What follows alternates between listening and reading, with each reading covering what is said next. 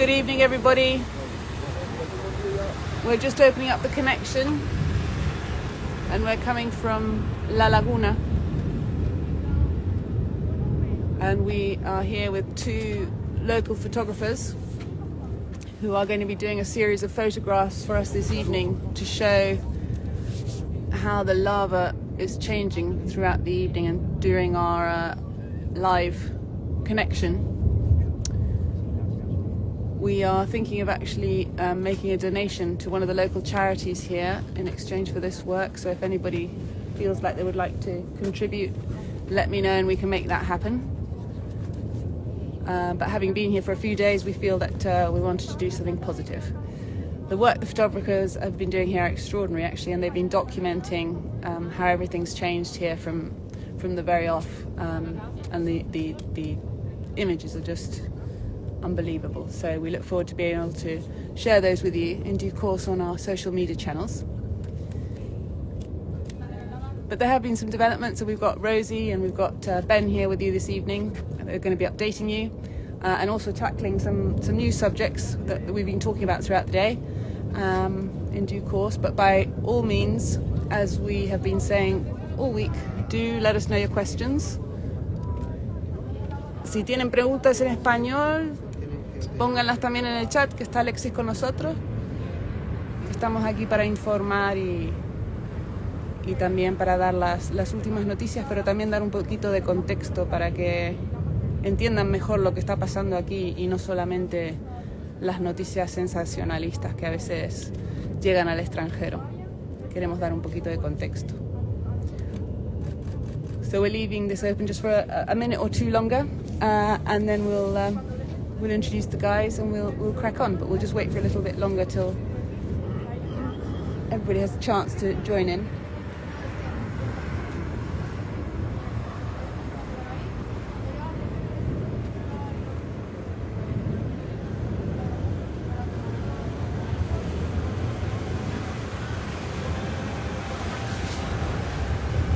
The noise throughout the day has been extraordinary, and as I keep saying, I'm not a scientist, but having been in front of this volcano yesterday afternoon when it was just completely quiet and just a little thin piece of sort of thin plume coming out of, what was it, smoke? I don't know what it was, just sort of ash trickling out of it. It looked like it was completely, it had gone completely quiet, and to see this happening today is extraordinary. It's just a stark reminder of the power of these volcanoes, and a reminder that we still have to be vigilant and follow all the instructions of the emergency services. Okay. So I think, Ben, are you going to give us a little update first of all on what's been happening? We have a different angle here, so you can actually see a slightly different angle of the volcano and the lava coming down the side here, which Ben's going to tell you a little bit more about.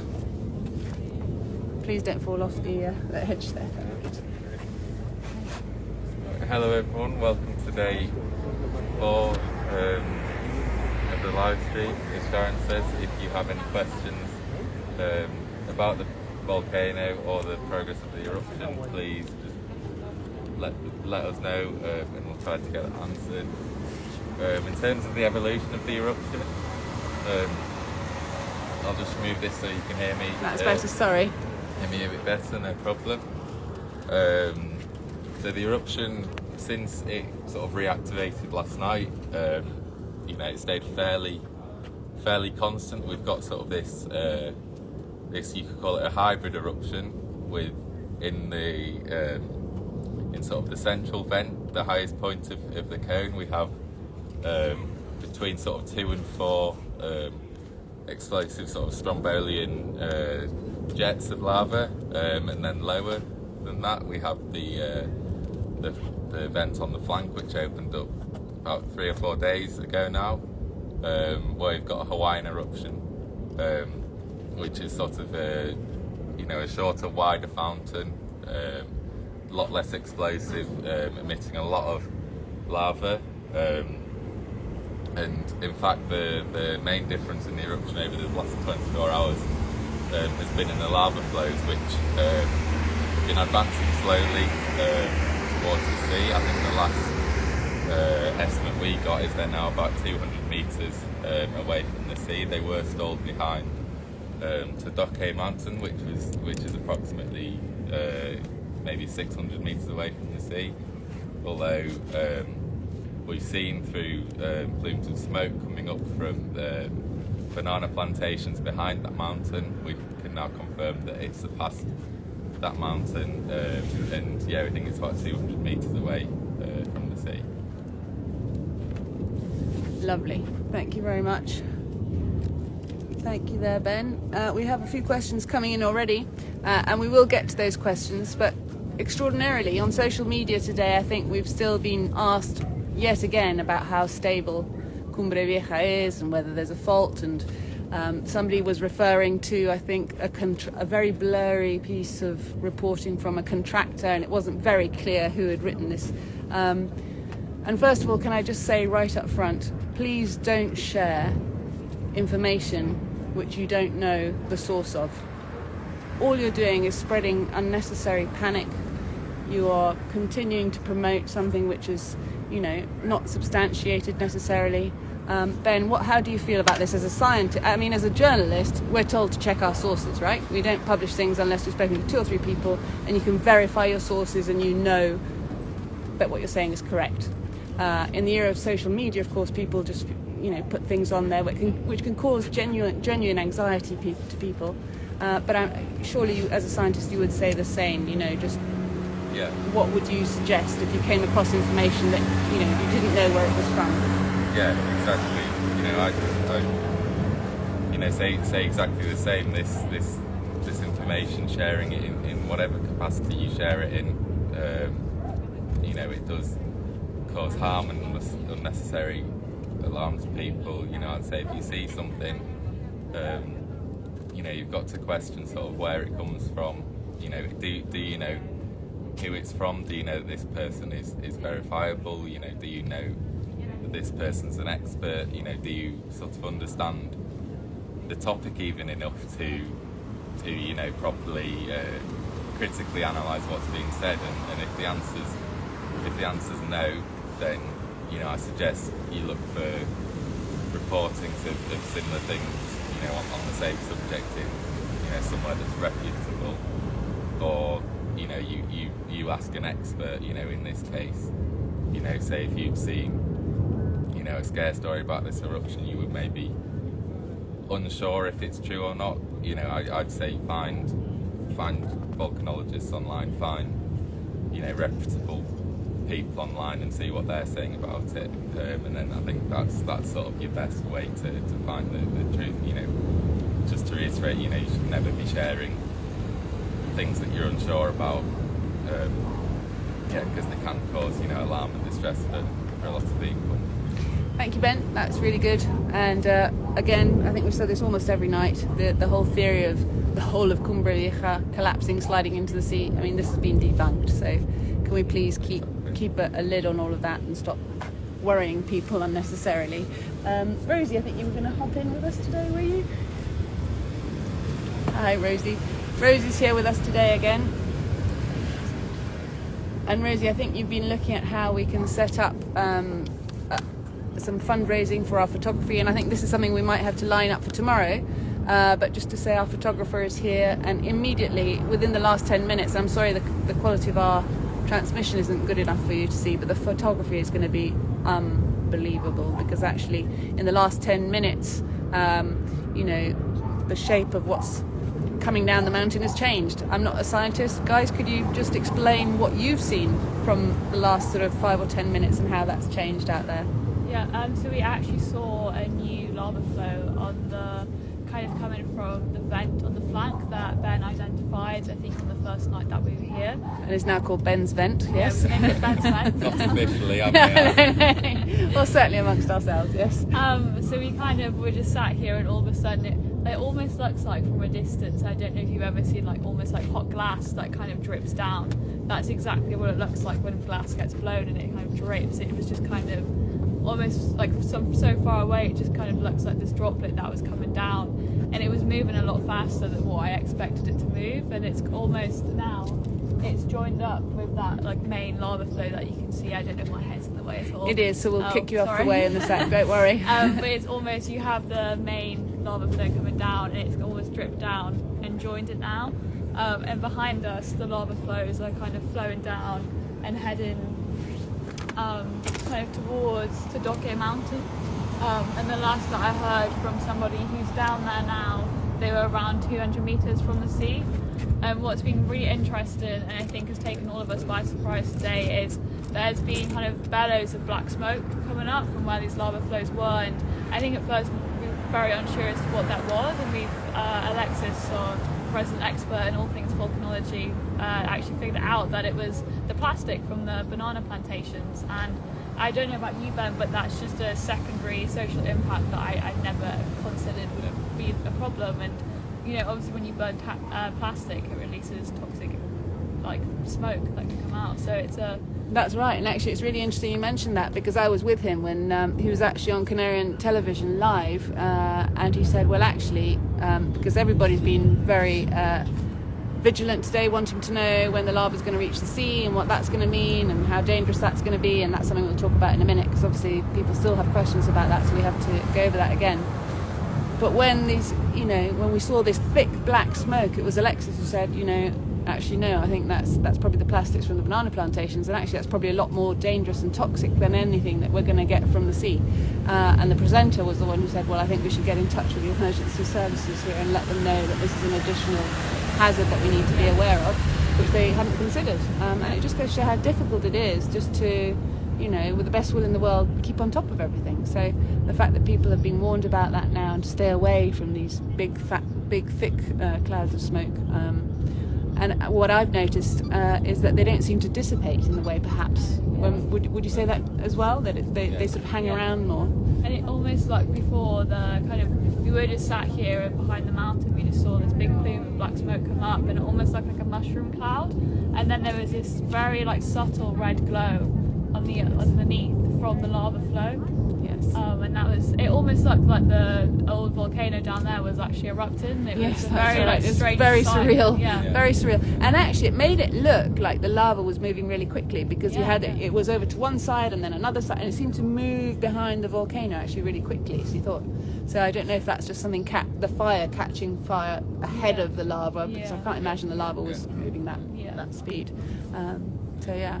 Yeah, and something interesting that I also noticed is that, you know, obviously we've been really vigilant, you know, about ashfall and limiting our exposure, and sort of, you know, being wary about areas where there is sort of ash falling, and thankfully this far away from the volcano, you know, we haven't really had to worry about it. But, you know, when we were just setting up here, maybe 20 minutes, half an hour ago, you know, we saw sort of bigger bits of ash in the sky, and these were actually we think from the plastic fires. So, you know, it just goes to show that yeah, there were probably flakes the size of, not quite the size of the palm of your hand, but they were substantial, weren't they? Yeah.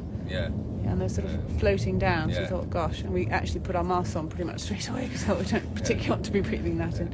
But yeah, no, absolutely. I mean, again, I think as the evening goes on, the sort of glow behind you is going to light up. We'll be able to see the trajectory all the way down the flank here. And again, I think all the media are certainly crowding round by the coast and hoping to see the exact moment, to capture the exact moment when the lava hits the sea. But we've been talking about this for a few days now. It's very difficult to predict, isn't it, Ben? Yeah, absolutely. You know, as the activity of the volcano changes, you know, goes day by day between different, you know, more explosive, more effusive phases, the speed of the lava really changes, and the amounts of lava produced. And, you know, also we had a few days, you know, where the lava was advancing through the town of Todoke, and actually, you know, advancing through that area really slowed it down. And again, sort of last night and and into the early hours of today. In fact, installed again, sort of in front of Stohe Mountain. So yeah, because the behaviour of the volcano is unpredictable, so therefore the nature of the lava flow which it produces is as well. For a while we had sort of two main lobes of the flow. The one which was older and had moved further initially was moving very slowly, maybe at like 5 meters an hour, and then then we had a secondary lobe further south which was produced afterwards that was moving a bit faster. But yeah, in the last 24 hours or so, that sort of newer flow has now joined up to the older flow, which has caused the front of that flow, which was, as I said, quite stalled, to really sort of increase in its speed, and that's why we've seen the lava cover so much ground today. Maybe you could tell us what it will mean when it reaches the sea. Will it? I know it might sound bad saying it because of all the devastation that's been caused, but will it be a good thing when it reaches the sea? Well, there's been a lot talked about the impacts when it reaches the sea. There's lots of people talking about explosions, gases produced, and sort of the 4 villages sort of nearest where it's predicted to hit the sea. Have been put on confinement, told to stay inside and keep the doors and windows shut, which I think is sensible. But in any case, when it hits the sea, there's going to be sort of a rapid vaporization of water, which is quite explosive, and gases in the lava can mix with water and create sort of plumes of toxic gas plumes. But the sort of main message about these is, which hasn't really been reported as much as it probably should have in the media, is that these would be extremely localized. They're not, given the measures that the local government have taken, they're very unlikely to affect populated areas, especially the explosions and the clouds of gas as well. They will dissipate away very quickly. So maybe there's a chance of a bit of eye irritation, lung irritation, but nothing more. But from another perspective, the lava reaching the sea. Actually, before you go into the other perspective, I just wanted to, on that point, say something that struck me earlier today, because the local authorities have, as you very rightly reported, asked people to stay indoors and shut their windows and doors. And actually I thought, thank goodness they did that. Not necessarily because of the lava hitting the sea, but because of all this thick back smoke we've been having. You didn't want really that going into people's houses. So if people were saying maybe that the authorities were being super cautious, well, maybe in this instance it was probably just as well, no? Yeah, no, much rather be super cautious than the other way around. Yeah. But yeah, I mean, as I was saying, the other perspective on it reaching the sea is, thankfully, where the lava's got to now. As we've been seeing, there's sort of banana plantations between here and the sea, but thankfully, very little, if any, properties are at risk between where it is now and the sea. And sort of based on what these eruptions do, if the lava flow reaches the sea, then hopefully what we'll have is that any future lava flow stay constrained within the bounds of the old one and flow down straight to the sea, which is quite a good thing in that it minimises any further destruction. Hopefully we're unlikely to see the flow spread sort of laterally and affect any areas that sort of haven't been. So with any luck, it will have laid the groundwork, and the new lava will follow the same route, to put it in layman's terms, and not spread sideways and damage more houses than has already been the case. Yeah. So we are hoping that it reaches the sea and then it can just all discharge into the sea a bit more easily than be spreading out and causing more damage. Yeah. But then just to say on that, obviously, even if it does have a point now, if it does reach the sea, it's got a point A to B, and hopefully will not cause any further damage. But it's incredibly important to stay away from the lava flows despite them reaching the sea, because they take a while to cool down. Just because it's reached the sea doesn't mean that it's safe to go back to your houses, and to follow the advice of the local authorities when it's safe to return. Yes, that's a really good point. And actually, when you say it takes a while to cool down, it's not just an hour or two, is it? As we've been saying. Yeah. No. Okay. All right. We're just going to check the chat because there are a few questions. Mandy, hello Mandy. Mandy is asking, any new risk of landslide and or flank collapse? Well, I think we've covered the flank collapse, but we have seen a few little reports of rocks sort of being shaken loose into the sea. So perhaps we could have a little chat about that and just explain a bit about what that might mean. Yeah. So we saw reports yesterday, I think it was. Yeah, maybe 2 days ago. Yeah, 2 days ago of rock falls near Tassaponte. And we were unsure of where we were yesterday, but we could see kind of the remnants of that, of one of those rock falls. And I think they've do not allow, they've put restrictions on being able to go into the sea in that area. And they were very small rock falls, so it's very important to remember. And we're unsure as to whether that is linked to maybe seismic activity, or also rock falls in a coastal area is a very natural process. And if you're from the UK, if you live in a coastal area, then these types of things happen. Like, I live in a very coastal area and I've seen rock falls happen all the time, and just because that's happened, it could just be a coincidence that this is going on at the same time. It might be linked to seismic activity, but there's absolutely no need to worry about anything you can't link a very small rock fall to this theory that we keep going on about and keep trying to The flank collapse, flank collapse. Absolutely. So whilst I think it can be quite distressing to see, if you've kind of read a lot of the information about the flank collapse, and if you don't quite understand what that means, but it's a very natural process and it's a very, very localised event. I mean, there's been no damage to properties, it's just some rocks have gone into the sea. Yeah. I don't. It's these sort of landslides that very small rock falls. They're a common sort of secondary hazard at volcanic eruptions. I know in the El Hierro eruption, which was the last eruption in the Canary Islands in 2011, due to the sort of seismic activity there was some small landslides, but just important to remember that even if these rock falls here have been linked to the seismic activity, you would not expect any event bigger than the ones that we've already seen. And of course the impacts of those have been absolutely minimal, and I think the authorities have done the right thing by enforcing a no-go zone around there. And because obviously if you are here, just stick to that and keep to their advice. Absolutely. So we're going to go back to the chat. I can see Canchelos is in here. Julio, hola, ¿qué tal? Muchas gracias por seguirnos.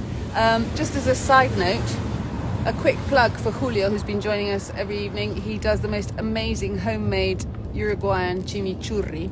So anybody who likes chimichurri, as we say in England, anybody who likes their chimichurri, head over to Canchelos. It's absolutely divine. Now the secret's out, you better make enough, Julio, because I still want mine.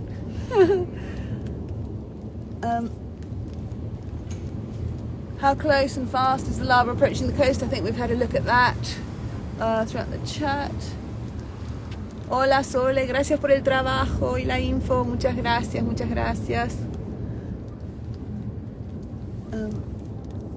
Any increase of landslides? We've had that, Mandy, thank you very much. Thank you for your question.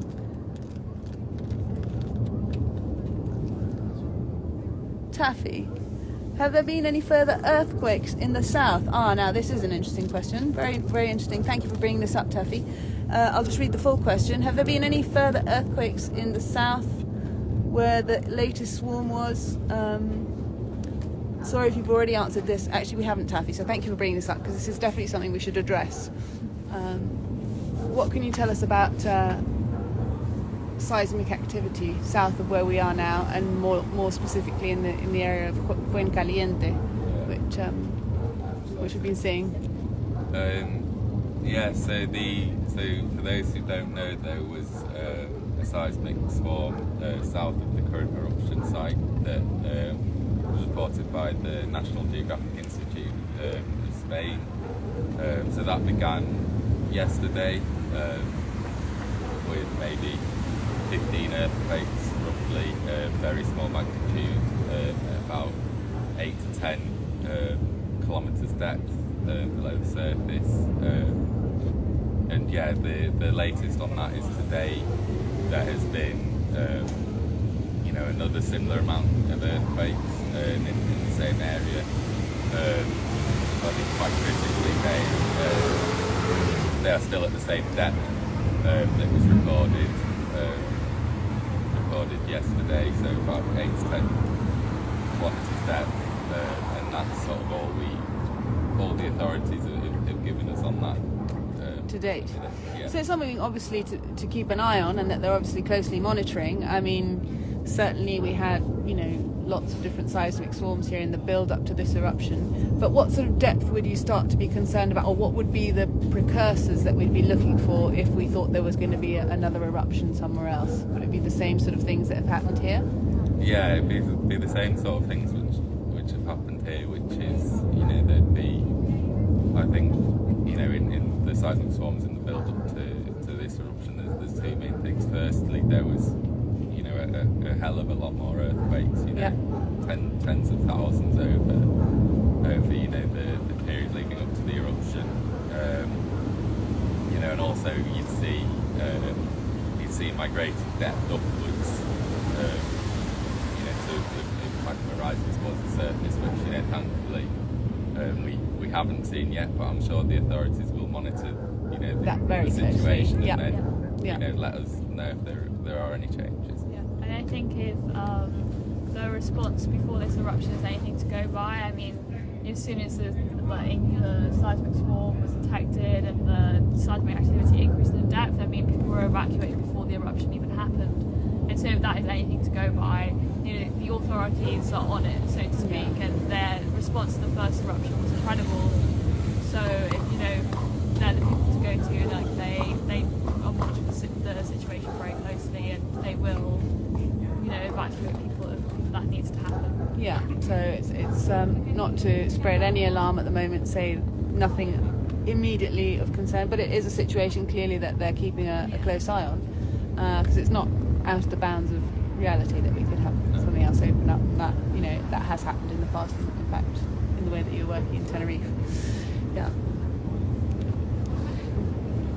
I think we should just take a minute to marvel at the eruption. It's incredibly spectacular tonight. You can see. In fact, what I might ask you both to do is sit next to me here, and then we can still answer questions. But the sound today has been so loud. Yeah. Let me see if I can. There we are. Can you see that better? Yeah. So from there you can clearly see in the bottom right, no, in the bottom left, sorry, you've got the flank vent, and then you've got two visible strombolian vents, which are at the top of the central cone. Let me see if I can get a better angle on that. I think we need a better tripod. This tripod has seen better days, so apologies for that. And one thing I would add is that the photographers we have with us tonight, Samuel and Eduardo, are taking absolutely spectacular photos of these, and you can follow them both on Instagram. I'm sure Sharon can put it in the chat if you want, but for Eduardo, it's at Tenerife Landscapes 074. That's Tenerife Landscapes 074. And Edu actually has been with us the whole time that we've been in La Palma, and we've only published one of his photographs so far, but it's obviously generating a lot of likes because he's got an incredible skill with his photography and a really good eye. So he's been coming around with us and taking amazing shots. Yeah, and we've also got Samuel with us, and on Instagram he's at Samu SAMU_Bali BALI. Yeah, so it's at Samu SAMU_Bali BALI. And yeah, I'm sure, Sharon, you can write that in the chat as a comment for people to see. Yeah, in fact, yes, actually, if you wouldn't mind doing that, that'd be great. I'm not very good at side-on typing. I would just say to people that Samu unfortunately did lose his property in this eruption. So that's been an incredibly difficult time for him. And he has since spent his time doing a lot of work to help other people in that situation. And he's an extraordinary person, human being. And when we offered to pay for the photography that he was doing this work, he said he doesn't want the money himself, thank you very much, but it will be donated to the appropriate causes here. So we'll all be making a donation. And I think we can... sorry, Rosie's just trying to put Edu's Instagram name in sideways on my phone. We're being let down a bit by technology here, but yes. So any pledges, we'll work out how to get them sorted out. Maybe by tomorrow we can work out how to do to post the right way of doing it. But we will publish the photographs that he's taking and make donations to the right causes in order to do that. And that's something we feel quite passionate about being here, don't we? That you know, we've been through a roller coaster of emotions being here, all shock and awe, I think is probably the right phrase to put it, but we felt we wanted a positive way of doing something to put something back, and we felt perhaps that was the right way to do it, because rather than us sort of turn up and try and offer to do something that wasn't helpful, was perhaps to enable somebody to do something that we're in a much better position to decide what to do with money. So that's what we're doing about. And just to plug a thread that me and Ben created last night on Twitter. It can be found on my own Twitter at Rosie_Rice_, on Ben's Twitter, which is at Ben's Volcanology, or it can be found on at GeoTenerife. It's a thread that kind of creates a list of different ways that you can donate. And someone got in touch with me today saying that it's better to make a financial donation than it is to kind of donate clothes or blankets if you're here in the Palma. And there's lots of local artists, which has been incredible to see, who are selling their own artwork in order to raise funds. And it's just so great to kind of see the people that are here, trying to fundraise for their own people, for their neighbours, I guess. So if you'd like to check that out and try and donate yourself, there's different ways you can donate if you're donating from an international bank account, and then everything is listed there. That's great. Thank you, Rosie. If you wouldn't mind scrolling through the chat and see, I think that we've got some questions coming up which I might have missed. So, looking ahead, here's a message from Ali. Looking ahead, how difficult or easy is it to clear the remnants of the lava, and how to rebuild roads, etc.? My goodness, that's such a good question. Such a good question, because actually we've been bringing students to La Palma for at least 8 years, and the road that goes from Fuencaliente across the south of the island here, which saves people, I think, probably an hour and a half not having to go through the capital and through the tunnel to get up to Llano de Aridane. There was always road works a year that we come, and they'd just got it finished, and of course it's all got blocked off. Guys, I know the last time we looked at this there was about 17 kilometres of road, I think, from memory, that had been blocked off. I'm not sure how much it is again. It's up to 22 now. 22 kilometres of road. So in terms of ease of getting around the island, that's an issue, isn't it? And how easy is it going to be, do we think, for that lava to be cleared and for any sort of construction work to begin on new roads? It's certainly not something that can go on whilst there's an ongoing eruption. So that's the first question. We don't know how long the eruption's going to be going on for. But even then, if without any lava in the way, it took quite a long time for these roads to be built here. I think clearing this first and waiting for it to cool down is going to be a bit of an issue, isn't it? Yeah. I think an interesting part of that question, I think at the end it said, can this land be rebuilt on or reused? And what has been really interesting to learn is that the banana plantations here are actually built on top of old lava flows. There's almost learning how to, live with the land and live with the land that the earth creates. And I think the people living here, they live with the hazard. There's been more than one eruption in living memory. And they've learned to rebuild before, and I'm sure they'll learn to rebuild again. Absolutely. They are born of volcanoes. And actually, Alexis, in one of his interviews today, made a really interesting point that volcanoes can be destructive, but they also give life. Yeah. I mean, without the CO2, too much CO2 isn't good for the planet, but too little means we'd be pretty cold, wouldn't it? I mean, we wouldn't have the atmosphere without volcanoes, which means there wouldn't be life on Earth. Yeah. And whenever I describe volcanoes, I kind of always say they're the hand that gives but can also take away in an instant. And I think you just have to watch the live stream to see that. Yeah, and I think it's the Hawaiians, which have a very similar phrase in their culture. They have sort of the god of the volcanoes, Pele. Yeah. And they always say, they say Pele gives and Pele takes away. Yeah. Yes. Something that I've heard spoken about today, somebody was, all along people have been saying this is a Strombolian eruption, and somebody today was saying, but is it a Hawaiian eruption? Is there a difference, guys, between Strombolian and Hawaiian? And if so, what is it? And is that what we're seeing here? Yeah, so I mean, on the scale of all volcanic eruptions, you have, in terms of the eruption style, you have styles which are more effusive, so sort of more gentle, and then you have styles which are more explosive.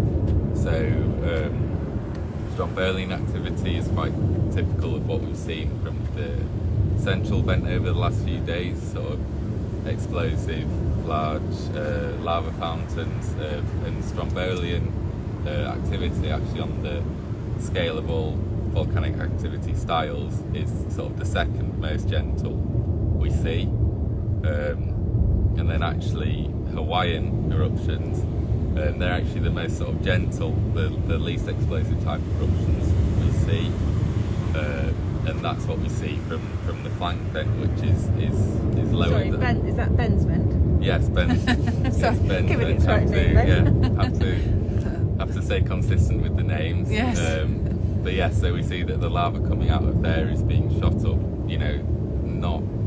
not as high, it's coming out more gently, there's a lot less gas in there, and that's why we're seeing the sort of principal lava flows coming from that vent. That's really interesting. Thank you. Now, who have we got on here? Oh, Mr. Ryan Bailey. Hello, Ryan. Say hello, guys. Hi. Hey, Ryan. Oh my gosh, you've written a really long question, which means I have to turn my head and read it. Let's see. Nice job again, Ben and Rosie. Yeah, thank you. Got the family following here along. Oh, hello to the family. Hello to Ryan Bailey's family. Is now an apt moment to sort of, spread gossip and rumour about Ryan. No, you did very well. You did very well here. I'm only teasing. We miss you already, Ryan. Hope you're all well.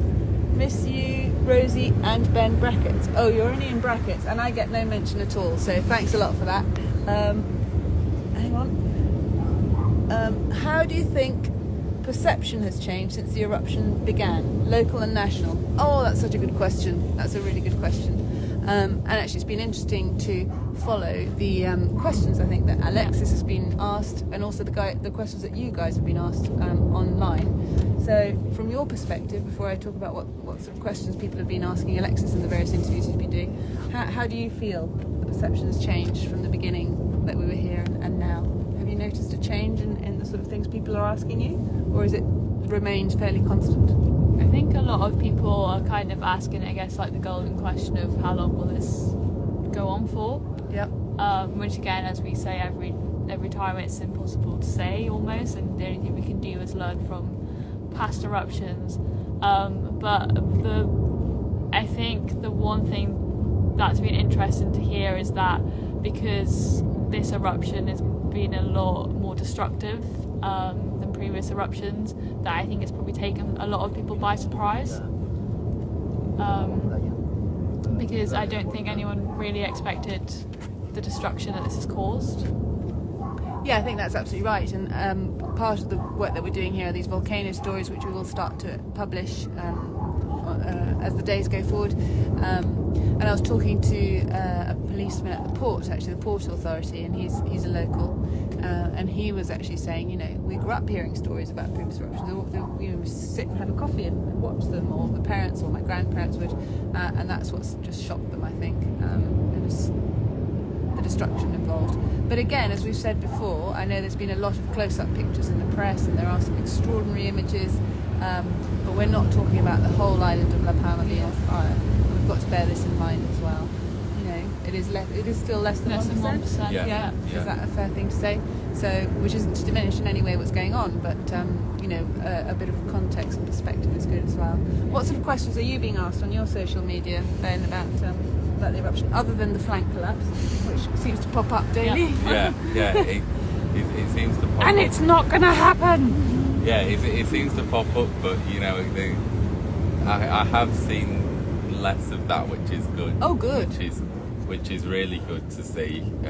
You know, I think there's been a concerted effort by, you know, especially on maybe not so much in the wider media, but definitely on Twitter and the volcanological community to, you know, really help people who may be worried by this, and you know, explain, you know, why, you know, this can't happen. And you know, I think that's been really good to see, you know, the decrease in that, and just sort of, I guess, teaching people about reputable sources, as we've been saying. So that's really good. I mean, the main question, I mean, I haven't been asked many questions, but I think you know, we're starting to sort of hear more, obviously, about, you know, is it going to reach the sea? You know, what's that going to be like? You know, people are, and as Rosie said, people are also thinking, you know, when's this going to end? Yeah, but I think, you know, I think overall, I think it's incredible to see. I guess what some people almost, you know, learn to live with. I talked to a guy, I think 2 days ago now, who'd been evacuated from his home, and then he'd actually been allowed to return back, in his home. Was only a few kilometres from the volcano. It was very imposing behind him, but actually, you know, he said, you know, look, when I was evacuated, you know, I was a bit scared, you know, when the eruption started, he was a bit scared, but he said, you know, now I've been told, you know, I'm safe to return, you know, I feel safe, you know, which seems like you know, which you know, there wasn't much risk to him where he was, you know, now he's been, you know, been evacuated, but sort of even, you know, now he's sort of returned even. But I think even so, you know, it's just you know, it's just impressive to see people adapting to having a volcano in the backyard almost. I think that's absolutely right, and I think even we were saying today, driving around, and we were trying to do some bits and pieces, and we were driving up and down the mountainside, and you know, there was a volcano going on in the background, and we've been here a few days, and suddenly it had become part of our daily routine, and you have to remind yourself that it is an extraordinary thing that we're witnessing. And it was strange to feel that way. We were on set with Alexis at the TV stations obviously have the best vantage points. They seem to find these extraordinary places to get really close-up shots of what's going on, which again is a bit deceptive because it makes you feel like the whole island is erupting, which it's not, but nevertheless. But I took this footage, which I think we should post at some point, and it was actually the volcano being incredibly loud, because it has been loud today, hasn't it? And it's still being really loud. And we might talk about that, because I have no idea what that means, why a volcano gets louder and quieter, and that's certainly a question that I've got. But the birds were tweeting like mad, and I thought, you know, all this noise and angry and fire, you think all the animals around here would have fled, but that's not been the case at all, has it? No, and me and Ben had a similar interaction. where we kind of had just pulled in, like waiting for Alexis to finish an interview, and we found 2 mules, and they were very friendly and kind of came over to us, and a volcano was going off like probably just over 1 kilometre away, 2 kilometres away, and we were just sat like stroking these mules, and it was this odd moment of tranquility and in with all the chaos. And I think, it's quite common just to have those animals be so placid and so like it was like they were unfazed, and we were kind of saying like, I wonder what's going on in their heads. Yeah, Like, yeah. I love the photographs you put on social media about that as well, because they're really just so chilled, weren't they? Yeah. And this whole thing going on in the background, they were just really. And I think for us, just like that moment of calm and what's like been such a hectic time was just, in itself was just quite odd. I think it was one of the first times that I've actually kind of walked away and felt calm. Yeah. Yes. It just being it so just close. forces you to slow down almost. Yes. Yeah. Yeah, no, it was good. And actually, again, it ties in with somebody else I met today who is a TV producer. So she has an incredibly stressful job. But their green room, and again at some point we'll post the story and the photograph, their green room is this little basically stone hut off to the side, and they have a massive bowl of bananas, a load of water, and a very rickety long extension cord where all the journalists, producers willy-nilly try to shove all their phones and electronics in, because obviously there's not many places you can recharge when you're on set at the side of a volcano. But she had a plastic bottle of water with the most beautiful flowers in. She says, I bring fresh flowers in every day. And then she had her seat literally by this window. I say window, it was like a hole in the wall because there was no glass. I mean, we're talking literally just a stone outbuilding. And she says, every evening after we finish with all the transmissions, I sit here with the volcano and I just try and take a moment. Yeah. She says, we hear so many stories, so much information, it's so intense, and we're going live and we're trying to follow the story, and there's people coming on and off set, and actually, to be fair, their set doesn't have many safety barriers on, so that in itself I think would be stressful if you're a producer and trying to get people up and down there safely and not falling off it. But the pictures are insane, they are extraordinary. And she says, every evening I just sit here and almost sort of meditate for a while, and we found that as well. It is, although, it can be hypnotic, can't it? Just staring at this. Yeah, I think it almost feels like the first day that we were here, kind of saw it, and like we all just kind of stood watching it and not saying anything. It was almost like this was our church. Yes. And it was almost like this was, it was like when you walk into a church and everyone's kind of sat down praying, or just kind of sat down taking a moment. That's kind of what it felt like, in a way. Definitely, that's absolutely right. And it was just something that was just so much bigger than we expected. Yeah. The experience, and so much more than we had expected. Not that we knew what to expect. But I think when we left Tenerife and got on the boat, the things we thought about were actually not the things we needed to think about. The things we didn't expect were actually the things that turned out to be quite important. I have to say that we have got used to running out of the house and having goggles close to hand, because the air can be very clear, and then suddenly there'll be a bit of ashfall and your eyes will be full of sort of these little bits of what are they? Volcanic glass or something. What is the ash? Are little bits of glass, aren't they? Yeah. So not very comfortable if you haven't got your proper eyewear on. But yes, our welder's goggles are quite an attractive look, aren't they? Really. Once you've got your face mask on and covering up your hair. I think I've tried to wash my hair 3 times if we've been in a lot of it, and you just can't get it out. Can you? So you wake up in the morning and however well you shower. Do you guys find that as well? Yeah, the pillow is just like black with ash when you wake up. Yeah. And you're saying that, Ben, I think if anybody's wondering why Ben wears his hat day and night, and probably to bed as well, but I haven't verified that, and I think that'll stay that way.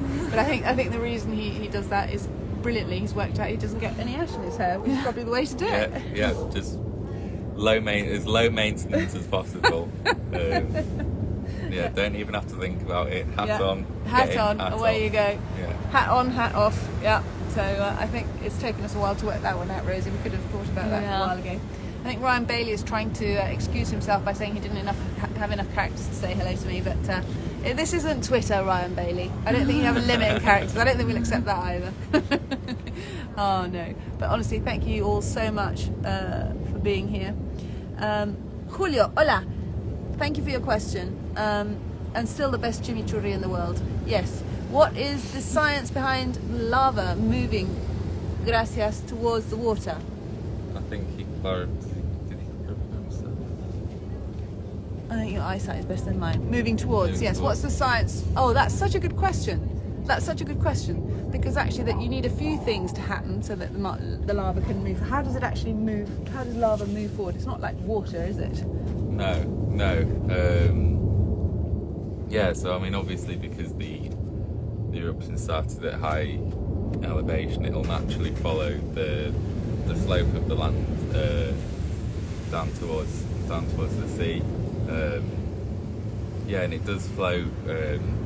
So that's the first thing to say. You need a slope, don't you? Because otherwise Yeah. it would just sort of pool out, wouldn't it? It wouldn't have this sort of river-like effect. Would it just go No. sideways? Yeah, pretty much. I mean, the sort of part of the vent that it comes out with, you know, when sort of a vent like we see up there is constructed, you know, they're never symmetrical, you know, due to winds and all sorts. So there will always be sort of a lowest point which the lava will sort of come out first, you know, and flow sort of more in one direction than the other, sort of even on flat terrain. But yeah, when we've got a slope here, yeah, the lava will follow the slope of the land, you know, and will flow downwards. Obviously, yeah. So that's the first point. Yeah. And then, so you say it flows, but actually it depends what temperature it's at as well. Am I right? If I understand that, because sometimes it sort of looks like sort of rocks falling over the front and falling over themselves for the actual, you know, it's not like water pouring down the slope, is it? No. Yeah, I mean, it depends on the temperature. When the lava's near the vent and it's very hot and like it's fluid all the way through, then, you know, it flows more like water or more like, you know, very, very sticky honey. And pulled by gravity, presumably, as well. Yeah. But yeah, what happens when it gets sort of further down is it cools. Sorry, Rosie's just trying to clamber around the camera without knocking it over, and I just hope somebody filmed that because that was hysterical. You're right there, Rosie. Sorry about that. Sorry, though. No, it's okay. So you know, the bits of the lava flow to cool first is the bits which are in contact with A, the cold air, and B, the cold ground, so the very top and the very bottom of the flow, and because, you know, lava and rock is such a good insulator of heat, what happens is then the middle of it, you know, stays quite hot. So what you can have, and you see it at the front of the lava flows, is sort of where the bottom of the lava flow sort of cools and stops flowing, and then sort of the middle of the flow sort of overtakes it, then it stops flowing, and so you almost get sort of. So that's that effect of it looks like the sort of It's rocks are like falling over the front, it's rolling. almost like a rolling sort of effect. I hope I've explained that clearly enough. It's hard to. It's hard. But I think is that also the phenomenon that gives rise to these long lava tubes? So the top and the bottom sort of cool, but then the middle is still running. Yeah. And then as it flows out, and if it empties out, you're left with that sort of lava tunnel, like people who might have heard of Cueva del Viento, or the cave that you guys went to see, Cueva San Marcos, which is extraordinary because you have actually, was it 1, 2, 3, one on top of the other, presumably from different. At least there's a whole warren of tubes, you know, interconnected in all sorts of different ways, you know, from successive flows that have sort of gone on top One of on top of another. another. And it was And actually, that's something that might be happening here, because in 2019, we had some interns here, including Geo Rishi, who was supposed to be joining us this evening, and I haven't gone through the chat to see if you're here yet, Rishi, but we had, in this area that's been covered now, there were some extraordinary lava tubes, which we visited with a local volcanologist on one of their days off, and I wonder if there's some more being created here, or does that depend on the type of lava?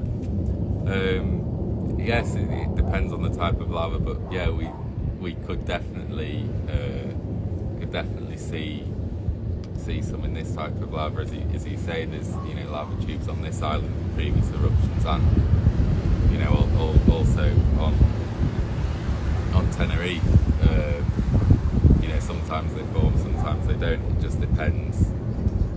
I mean, they always form on very very small scales, but it's less often.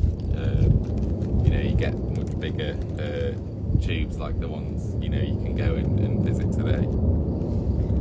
Now, one thing that we used to speak a lot about in Tenerife when you were trying to get your layers sorted out with Rich Brown, with Durham, and with Alexis was baked soil. Is that something that's going to be happening with these banana plantations as the lava runs over it? Yes. Yeah. Yes, Yeah. very probably. Have I thrown you a curveball? Sorry, Ben. No. I mean Maybe you can explain what baked soil is and how that helps us to determine one eruption from another, and this might put people off in future because actually the soil that's there has been artificially put there. So if they tried to time when this eruption had taken place, they might think it was a long time after the original eruption because they thought the soil had been created in between the two lava flows. Yeah. When in fact it's just been artificially brought to create these banana plantations. Or does it have to be a certain depth of soil for that to happen? Because I don't know how much soil they have for banana. It's probably 80 centimeters. Yeah. I mean, obviously the lava flows, very hot, up to sort of 1,000 degrees, even over near the vent. So obviously when they go over these soils, they will heat them up and bake them almost like baking clay, and make them into sort of a very sort of solid material which gets sort of preserved well. And in our work we were looking at, they're really good because they were a different colour to all the deposits we looked at, and obviously soil takes a very long time to form. So we knew where we saw this different coloured section, which looked sort of a soil clay-like colour. That we had sort of a big period of time where there was sort of no eruption, so we could say, right, all the deposits, above this soil in the record, happened a long time after the ones below. And actually, that baked soil fulfills lots of important functions on this island because it forms a sort of waterproof layer where water can accumulate.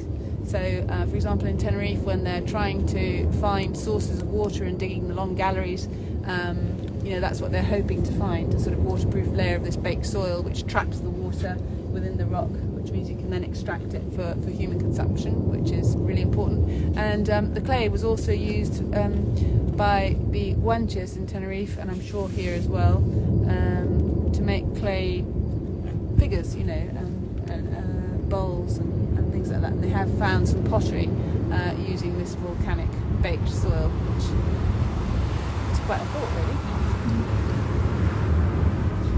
Let's have a little scroll through the chat while we zoom in on just the sound of the volcano for you. We'll just let you into it because it's been, as I say, quite loud today, and it sounds like a rumbling thunderstorm.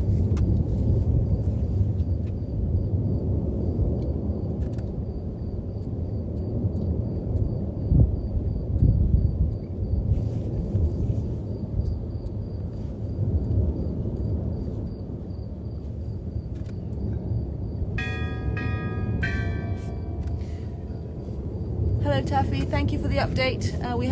You say that 38 minutes ago in Volcan said that the lava had crossed the Carretera de la Costa. Oh, that's interesting. That is interesting. We'll have a look at that and see if we can find some more information about that. I think probably there's a lot of media down there, or certainly in the neighbourhood, wanting to find out, see who can grab those images of the lava reaching the sea. And as we were saying earlier in the transmission, we're hoping it does reach the sea, because then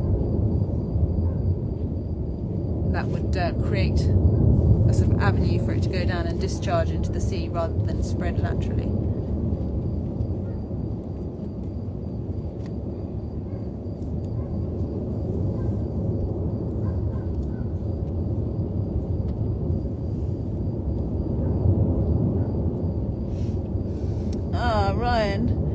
Are you?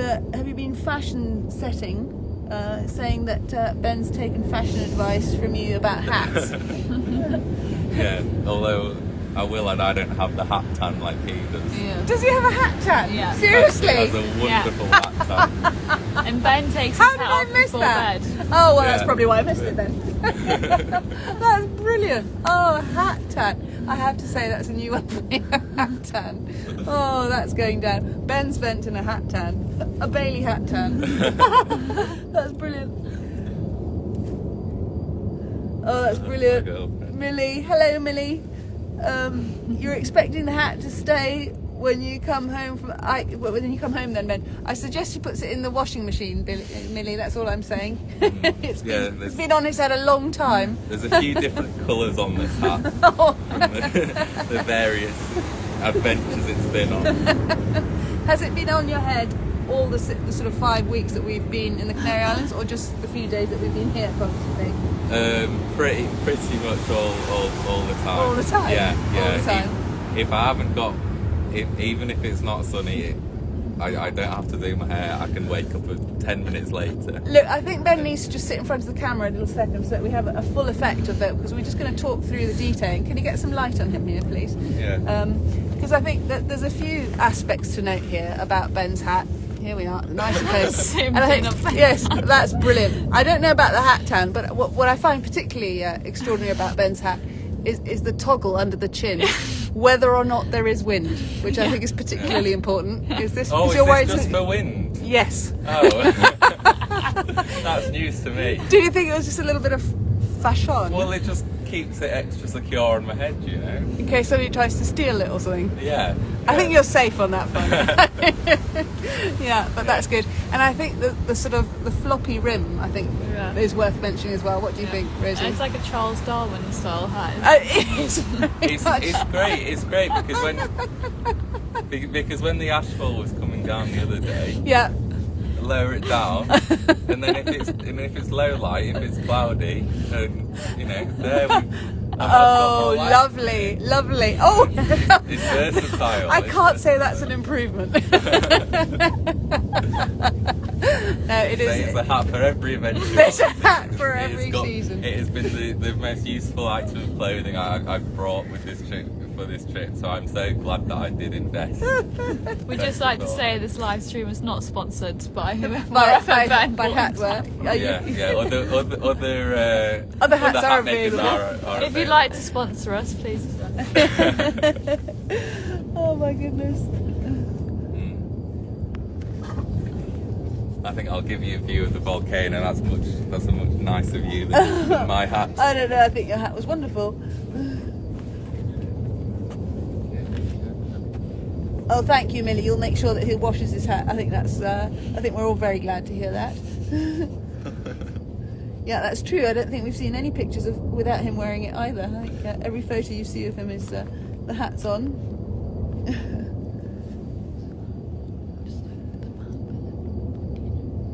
That's brilliant. Thank you, Marcus.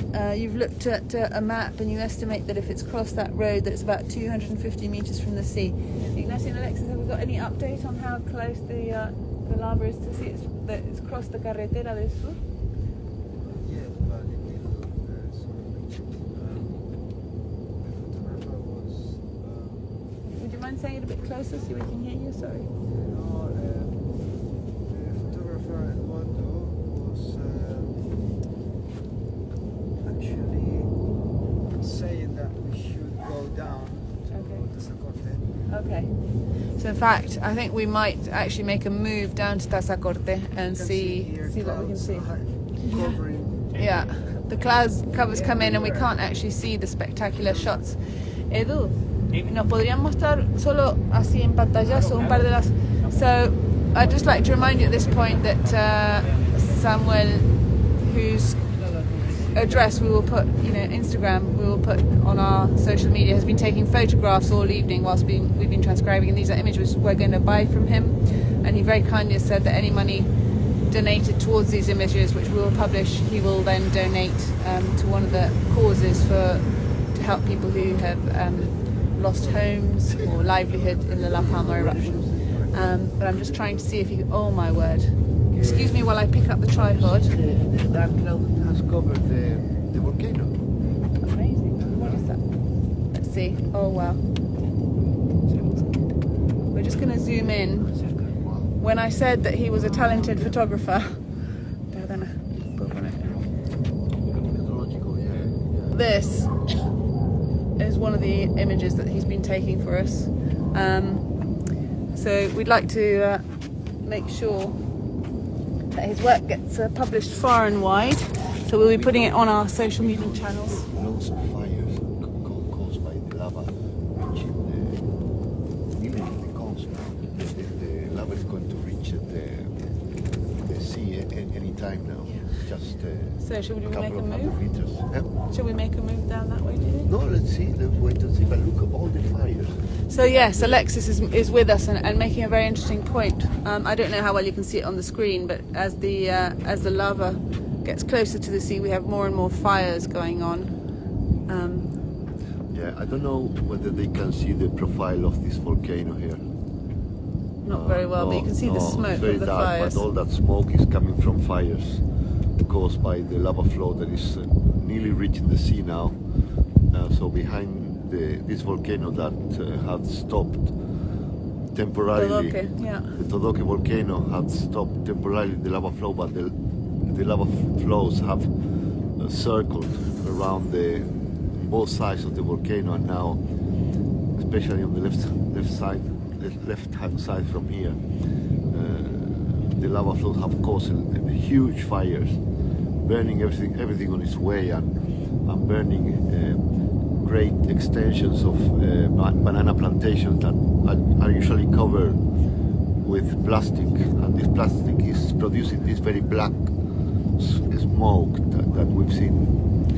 So at the moment, the atmosphere is so full of gas and actually smoke because coming from the fire. Yeah, not people from the usually volcano. say Smoke from is volcano. coming from volcano, but nothing's burning volcanoes. Yes. But actually, at the moment, we see a lot of smoke because of the volcano, but because of the burning the fires. burning fires due to the lava crossing this. Yeah, quite area. right. Yeah. Thank you, Alexis. Thank you.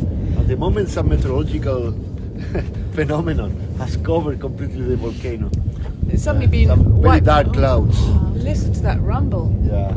Wow, wow. That was So yeah, this is amazing, roaring. really Yeah. amazing. Yeah. Ali, hello, nice to see you there.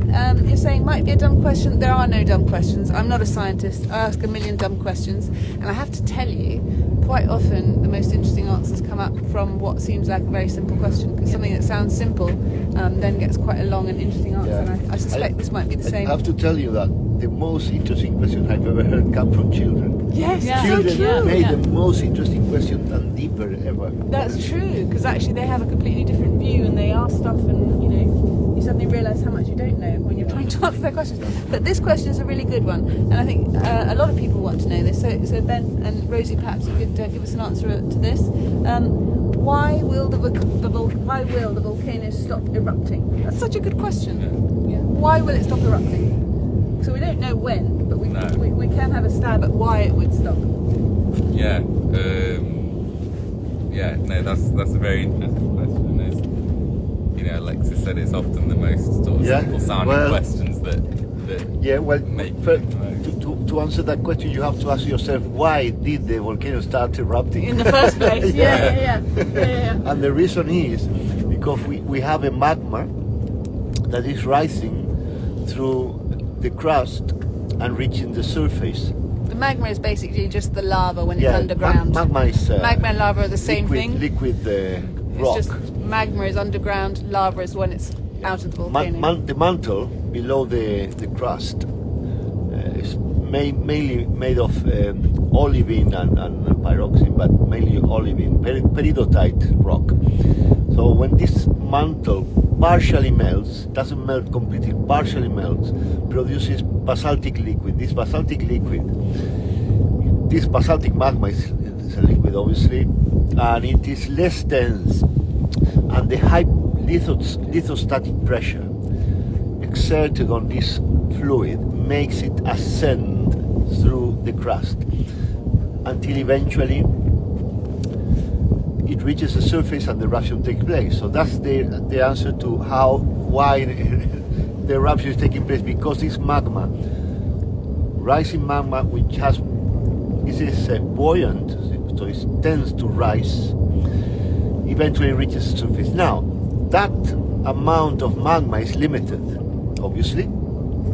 So when a great part of that magma has been evacuated, the buoyancy eventually ends. So when you have a huge volume of magma, then that is very buoyant. This tends to rise, but eventually, because a great portion of that magma has already been evacuated, then the volume of magma hasn't got enough buoyancy to keep ascending. So that is when the eruption will finish. What you will have, I mean, not all the magma is erupted.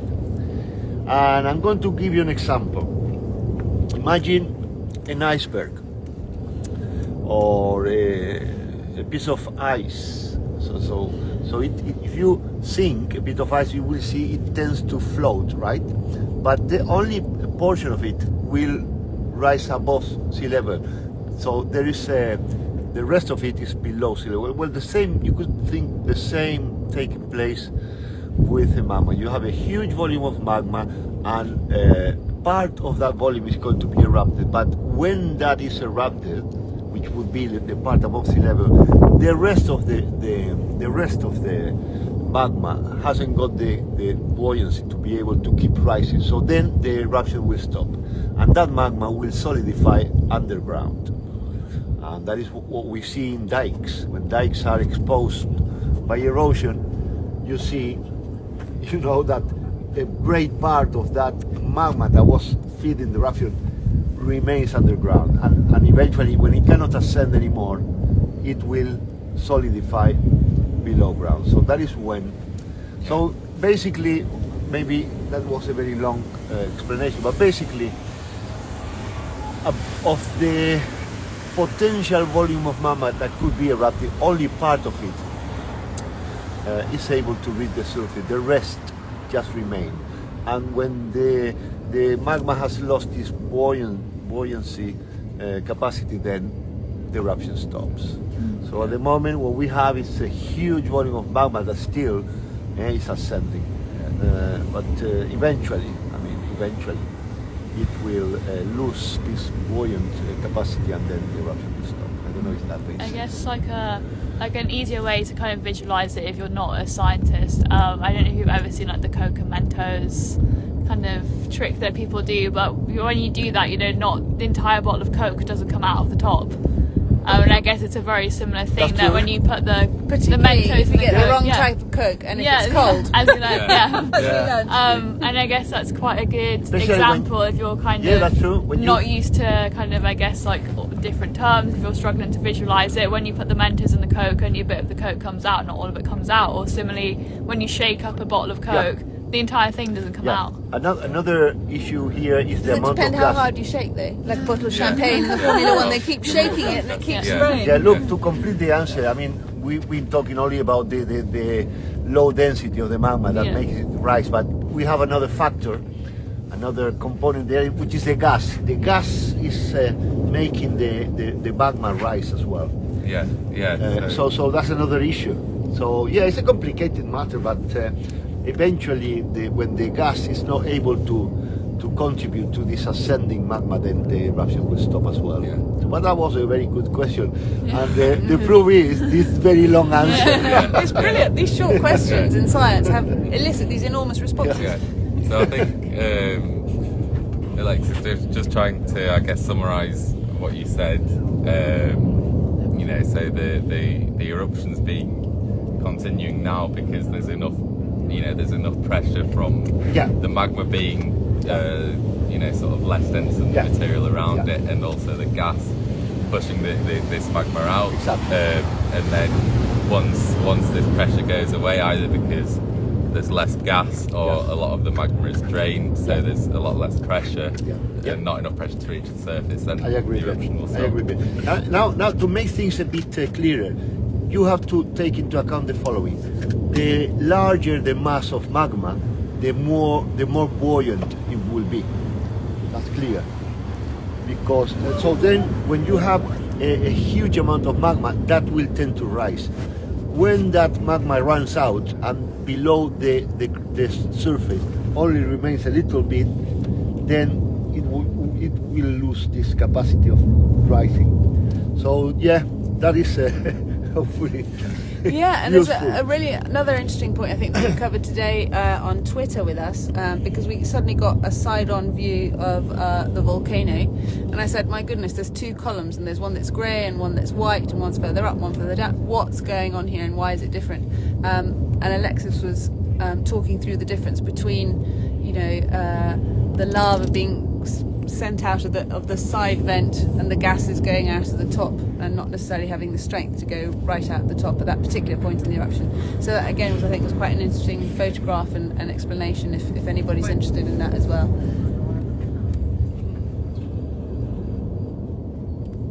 Perfect examples and explanation, Ali. I'm sorry it was such a long explanation, but it's often the way with these things, isn't it? There's not an easy two-word answer, but that's what I love about these questions, is that, you know, it takes us down these avenues.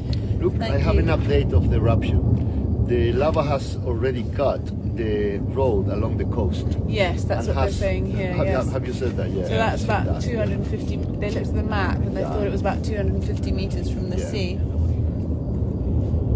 Thank you all so much for your time, says Taffy. It's fantastic to learn from you all and more forensic anthropology. Oh my goodness, we'll have to get you on the show. That sounds really interesting, as that's what I studied, but I always followed volcanoes, earthquakes, etc.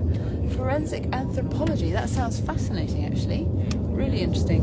So thank you for following us here. It's really nice to hear from you. I'm just going to pick the camera up and give you a little panoramic of what's going on, and we're just going to listen into the volcano because it's still incredibly loud, and I hope you can hear it from there.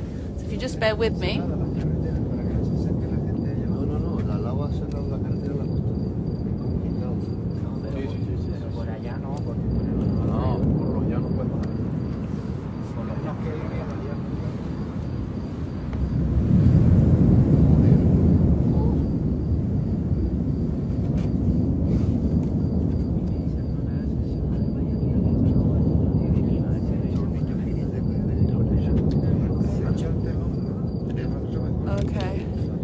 I think, unless there's any further questions, I think we might round up for this evening. I think Alexis and Ignacio are trying to work out whether we should try and make it down to the coast.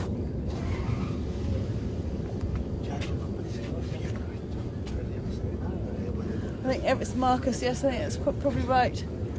I think everyone loves a volcano, just not in your back garden. I think that's probably absolutely true.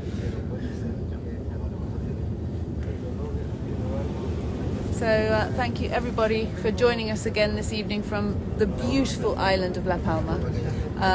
Just to reiterate that this island is the most, I think, stunning island of all the Canary Islands. The people here are amazing, they are friendly, and when all of this is over, I think it's going to be a fantastic destination for everybody to come and visit and have a closer look at what's been going on and to support the people of La Palma. And it's brilliant to feel that, you know, it's made it onto news channels all over the world. It just shows how people are concerned and interested, and I think they will want to come and travel again here and support people of La Palma once this is done and dusted. And we look forward to doing that as well, actually coming back under different circumstances when things have calmed down, and support everybody here in that way as well. It would be amazing if you could keep us updated on the lava reaching the ocean. Well, I think we are thinking of heading down there, are we? Well, so if to be honest, I mean, yeah. If we hear, I think we better see it from the Time. Yes. Because that's a really good idea. From the coast, I don't think they are going to allow us to pass because of the huge fires that all this lava flow reaching the coast has caused. From here, you can see the atmosphere is completely poisoned with smoke and fumes lamps and all sort of. Looks like hell. It's really Yeah, look like no, it is hell. dramatic. It is dramatic with these. So yes, I think what we'll do. I'm not very keen. I have to say to go with the students down to the coast, because although we've been saying, you know, that it's not a huge concern unless you're massively close. I think it would be interesting to go up to the Mirador where we were last night, where we get a sort of a good view of the flank, and I think if there's something to see from up there on our way back to where we're staying, I think that'll be as good a place as any to see it. So if something happens, or it looks like it happens, we'll hopefully get recording and share it on the social media channels. But in the meantime, it's bye from Rosie. Bye. And it's bye from Ben. Bye. And it's bye from Alexis. Bye. And it's bye from me. Bye everybody. like- Bye. Bye.